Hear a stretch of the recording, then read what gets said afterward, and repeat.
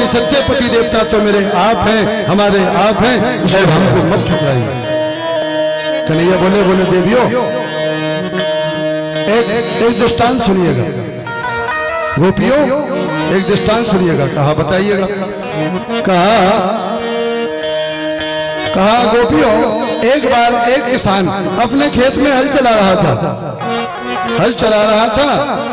और आषाढ़ मास की बहुत गर्मी थी। आषाढ़ मास की बहुत गर्मी थी। उस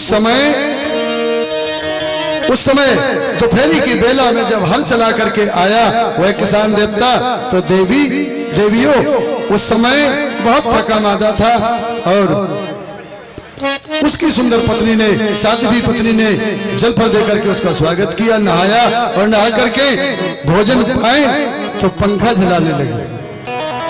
वो देवी पंखा झलाने लगी, पति देवता भोजन पाने लगे और भोजन पाते पाते ही बेचारे थके थे, बस नींद आ गई।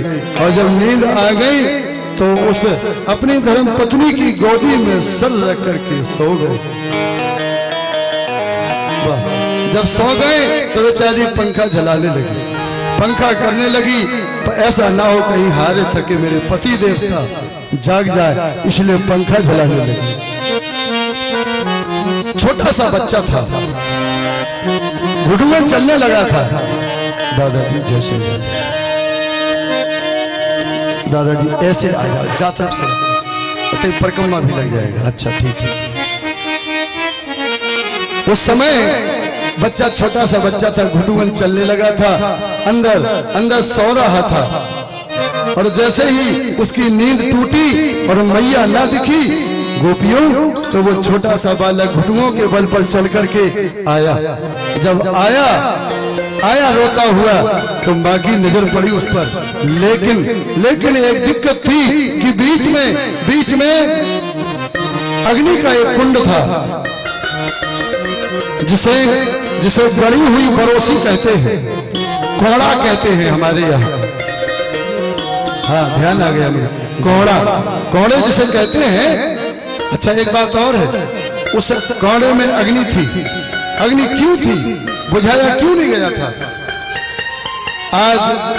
आज कहीं किसी कार्य के लिए अग्नि जलाई जाती है और काम निवृत्त हो जाता है, काम से निवृत्त हो जाते हैं, तो उस अग्नि को बुझा दी जाती है, समाप्त कर दी जाती है। लेकिन वो अग्नि उस काल में आज भी होना चाहिए था ऐसा, लेकिन नहीं हो पा रहा है। क्योंकि कारण है, कई कारण है। वो अग्नि कैसी थी? वो अग्नि ऐसी थी उस समय जब किसी बरबधू का विवाह होता था, तो जब दुल्हन अपने मायके से ससुराल आती थी, तो वो जो भावर की अग्नि होती थी, वो अग्नि उसके साथ में दहेज में आती थी।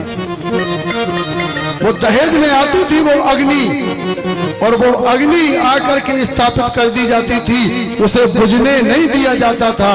क्योंकि वो अग्नि कुल की रक्षक होती थी, इसलिए वो अग्नि आज की नहीं थी, ना मालूम कितनी पीढ़ियों की थी वो अग्नि।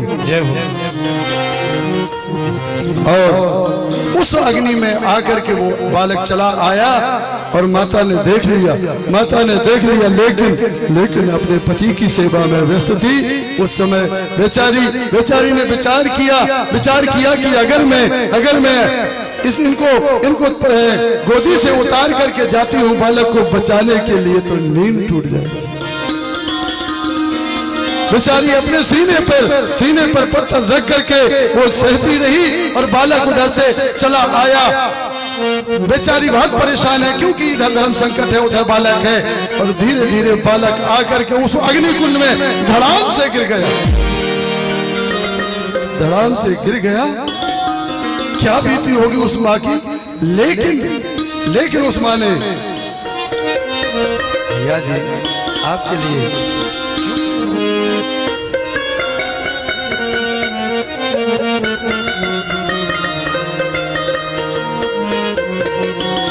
धड़ाम से उस अग्नि में गिर गया। क्या बीती होगी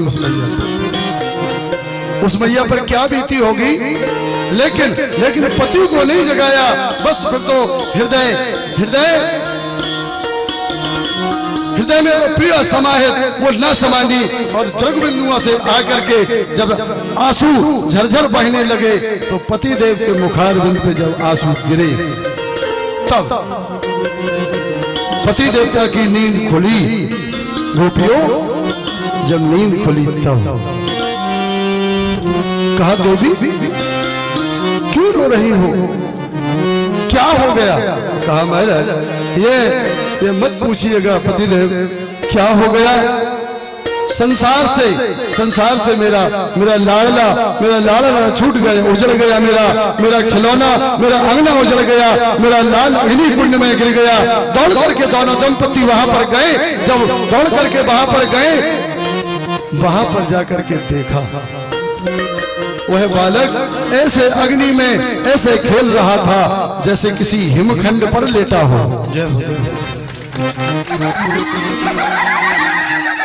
तो देवियों, गोपियों, ये पतिव्रता की शक्ति है, ये पतिव्रता की शक्ति है। इसलिए आप जाओ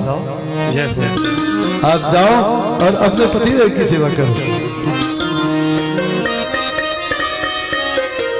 गोपियां बोली, कन्हैया बहुत चतुर हो ना, बहुत चतुर हो, तुमसे कोई चतुरता सीखना चाहता है तुमसे सीखे। कन्हैया ऐसे दृष्टांत तो हम भी बहुत जानते हैं, बहुत जानते हैं ऐसे दृष्टांत, जैसे तुमने सुनाया हम भी बहुत दृष्टांत जानते हैं। अच्छा कन्हैया एक बात बताओ ना। हाँ बताइए, पूछिएगा, हम भी एक दृष्टांत सुनाते हैं, सुनिएगा, सुनाइएगा। बोले कन्हैया, एक दंपत्ति थे, बच्चा नहीं था और द्रव्य कमाने के लिए बाहर चले गए।